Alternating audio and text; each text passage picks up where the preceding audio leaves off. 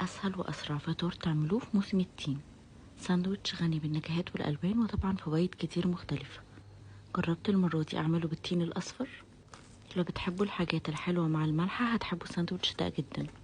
اختاروا نوع العيش اللي بتحبوه ونضيف له زبدة فول سوداني. أنا اخترت دانادي سبريد لأنها زبدة فول سوداني طبيعية من غير زيوت أو سكر، ومفيدة جدا كمصدر دهون صحية وبالذات لو عندكم أطفال. هنضيف عليها جرجير وجبنة مشوية.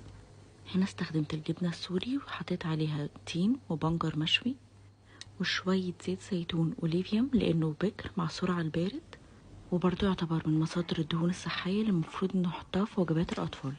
الدهون اللي لازم نديها للأطفال تكون من مصادر طبيعية وصحية، ولو حابين ممكن نزود رشة عسل نحل بسيطة من فوق.